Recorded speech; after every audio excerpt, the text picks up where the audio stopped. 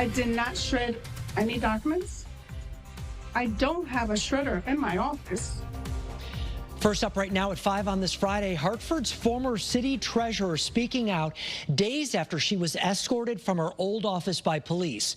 With social media rumors swirling, Carmen Sierra says she's now setting the record straight, but the mayor disagrees with her actions this week.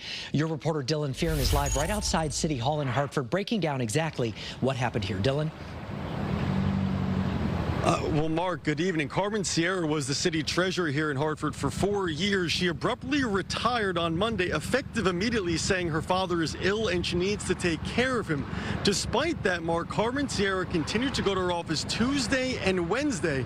Then the police showed up.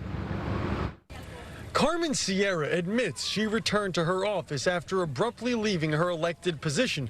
She says she was helping the Treasurer's Department with the transition, but someone called police on Sierra Wednesday for being in her old office. Sierra claims 6 police officers, including the chief, showed up and escorted her out. Sierra says she had a right to be there to return city items and retrieve personal items. Her abrupt retirement also comes as her department is being audited. So is the $1 billion Hartford pension fund she oversaw. Police didn't arrest or charge her, but felt she had to speak today because of social media rumors claiming she was shredding documents, something she denies completely. Sierra insists the retirement has nothing to do with the audit and everything to do with her father being ill.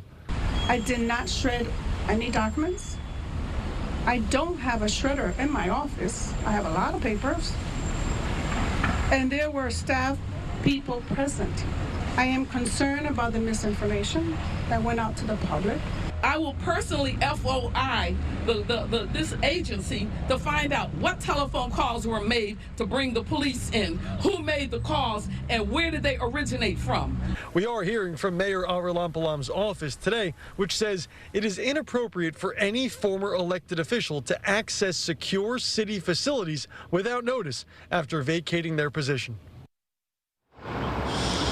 And Mark, we have asked police for an incident report. We're told one doesn't exist. We have requested the potential 911 call that was put into police because of this incident and any potential body camera footage or any footage inside the building on Constitution Plaza from Wednesday.